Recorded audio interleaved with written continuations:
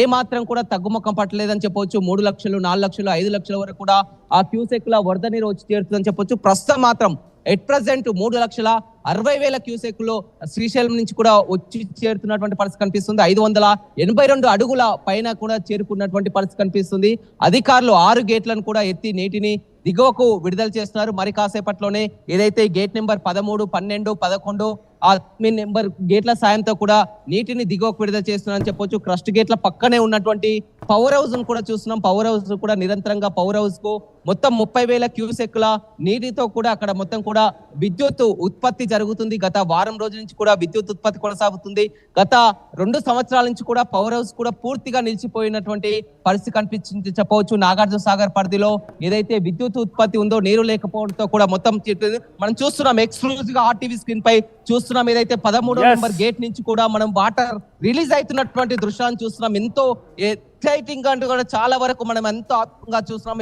ఎగువ నుంచి కురుస్తున్నటువంటి భారీ వర్షాలతో ఒక్కసారిగా ఏదైతే మిడిల్ గేట్ ఉందో మొత్తం కూడా 26 గేట్లలో కూడా 13వ గేట్ నుంచి కూడా వాటర్ వస్తున్నటువంటి పరిస్థితిని చూస్తాం. మిగతా 6 గేట్ల కూడా ఓపెన్ చేయబోతున్నారు. మొదటగా మాత్రం ఎక్స్క్లూజివ్ గా మనం చూస్తున్నాం. ఎంత సుందర దృశ్యాలను, అపురూప దృశ్యాలను కూడా చూడడానికి చాలా వరకు అలని చెప్పొచ్చు. నాగార్జున సాగర్ ప్రాజెక్టు గేట్లు అంటేనే మొత్తం 26 గేట్లు ఉంటాయి. ప్రాజెక్టు గేట్లు ఎత్తుతున్నారంటే ప్రతి ఒక్కరు కూడా తెలుగు రాష్ట్రాలే కాదు వరల్డ్ టూరిజం ప్లేస్ అని చెప్పొచ్చు. మనం మొట్టమొదటిసారిగా మనం చూపిస్తున్నటువంటి దృశ్యాలను కూడా మనం చూస్తున్నాం. కొద్దిసేపు క్రితమే అధికారులు ఆన్ చేయడం జరిగింది, గేట్ ని ఓపెన్ చేయడం జరిగింది. మొదటగా 13వ గేటు నుంచి కూడా నీటిని విడుదల అవుతున్నారు. ఈ తర్వాత దాని పక్కనే ఉన్నటువంటి గేట్ ఇప్పటికే ఓపెన్ అయింది. ఆ పక్క నుంచి కూడా మొత్తం రాబోతుందని చెప్పొచ్చు. నీటిని దిగువకు విడుదల చేస్తున్నటువంటి పరిస్థితి కనిపిస్తుంది. 582 అడుగులకే నీటిని విడుదల చేస్తున్నటువంటి పరిస్థితి అయితే కనిపిస్తుందని చెప్పొచ్చు. గతంలో 590 అడుగుల వరకు ఉన్నప్పటికీ కూడా గతంలో వరద ఫ్లో అనేది చాలా తక్కువ వచ్చింది. కాబట్టి ఇప్పుడు ఎగువ నుంచి గత వారం రోజుల నుంచి కూడా ఏ మాత్రం తగ్గుముఖం పట్టకపోవడంతో కూడా అధికారులు మొత్తం నీటిని దిగువకు విడుదల చేస్తున్నటువంటి పరిస్థితి అయితే చూసామని చెప్పొచ్చు.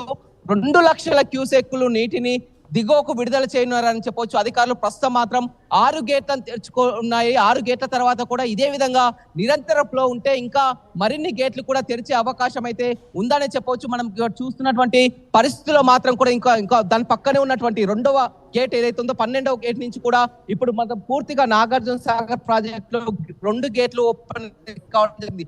ఒకదాని తర్వాత ఒకటి కాస్త సమయం తీసుకొని కూడా వస్తున్నాయి. మొత్తం ఎంతో గత 2 పర్యాలుగా పూర్తిగా నాగార్జున సాగర్ వెలవెలబోయినటువంటి నాగార్జున సాగర్ ఒక దశలో పూర్తిగా 504 అడుగులకు చేరుకొని డెడ్ స్టోరేజ్ లో ఉన్నటువంటి నాగార్జున సాగర్ ఇవాళ నిండు కుండలను తలపిస్తున్నటువంటి పరిస్థితి కనిపిస్తుంది. నిండు కుండను తలపించడానికి కూడా మొత్తం పూర్తిగా ఇక్కడ నల్గొండ పరిసర ప్రాంతాల్లో కూడా వర్షాలు కురవక మొత్తం క్రాప్ హాలిడే ప్రకటించినటువంటి పరిస్థితిలో కూడా ఇవాళ కురుస్తున్నటువంటి వర్షాలతో ఎగువ నుంచి భారీ వర్షాలతో డ్యాంలన్నీ కూడా కృష్ణా బేసిన్ లో పూర్తిగా అన్ని కూడా జలకలను సంతరించుకొని చివరికి నాగార్జున సాగర్ ప్రాజెక్టుకు చేరుకున్నాయి.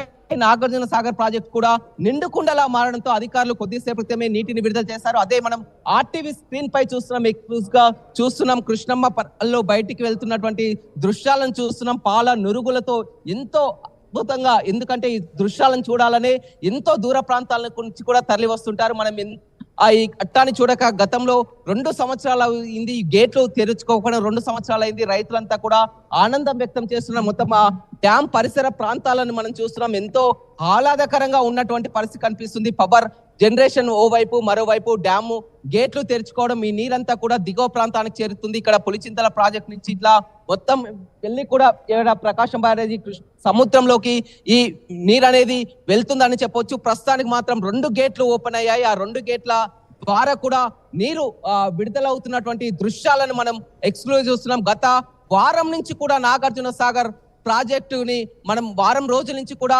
ఆర్టీవీ స్క్రీన్ మీద ప్రతి ఒక్కరు కూడా చూస్తున్నారు. నాగార్జున సాగర్ కు వస్తున్నటువంటి ఫ్లో, ఇన్ఫ్లో, అవుట్ ఫ్లో కూడా గమనిస్తున్నారు. 524 అడుగుల నుంచి కూడా మనం చూస్తున్నాం. 524 నుంచి 530, 530 నుంచి 40, 550 వాళ్ళ 582 అడుగులకు చేరుకుంది. పూర్తి స్థాయి నీటి మట్టం 590 అడుగులు ఉన్నప్పుడు కూడా 582 అడుగులకే ఎగువ నుంచి భారీగా 3.5 లక్షల పైగా ఇన్ఫ్లో రావడంతో కూడా గేట్లు తెరిచినటువంటి దృశ్యాన్ని చూస్తున్నాం. ప్రస్తుతం 2 గేట్ల ద్వారా కూడా నీటి దిగువకు వస్తున్నటువంటి విజువల్స్ ను కూడా చూస్తున్నాం. మరి కాసేపట్లోనే మరికొన్ని గేట్లు కూడా తెరిచే అవకాశం ఉంది. ప్రాజెక్టు అధికారులు డ్యామ్ పైకి చేరుకొని కూడా ఆ గేట్లు ఓపెన్ చేయడం జరిగింది. ఓపెన్ చేసిన తర్వాత దిగువకు వస్తున్నటువంటి ప్రవాహాన్ని చూస్తున్నాం. నిన్న మొన్నటి వరకు కూడా ఇదంతా కూడా పూర్తిగా ఎడారిగా ఉన్నటువంటి ప్రాంతం, ఆ కృష్ణా పరివాహక ప్రాంతం అంతా కూడా నీరు లేక రాళ్లు తేలినటువంటి పరిస్థితి ఉంది. చూడొచ్చు, మనమంతా కూడా రాళ్లు రప్పలు చూస్తున్నాం. మరి కాసేపట్లోనే ఆ వాటర్ అంతా ఇక్కడికి వచ్చిన తర్వాత ఈ రాళ్ళు అనేవి మనకు కనిపించవు. మొత్తం పూర్తిగా ఒక ప్రవాహంలా కనిపిస్తాయి. ఇదంతా కూడా మొత్తం కూడా మనం గతంలో కూడా చూడడం జరిగింది. వస్తున్నటువంటి వరద ప్రవాహం గతంలో గేట్లన్నీ తెరుచుకోవడంతో మనం నిలబడినటువంటి పాత బ్రిడ్జ్ కూడా పూర్తిగా గతంలో కొట్టుకుపోయినటువంటి దృశ్యాలను కూడా మనం గతంలో చూడడం జరిగింది. మొత్తం ఇక్కడే ఇదే దారి గుండా కూడా మొత్తం కూడా ఆ 26 గేట్లను ఏదైతే మనం చూస్తున్నామో 26 గేట్లలో మిడిల్ లో ఉన్నటువంటి 12, 13 ఇప్పుడు 2 గేట్లను కూడా ఓపెన్ చేయడం జరిగింది. మొత్తం 6 గేట్లను కూడా తెరుస్తారు.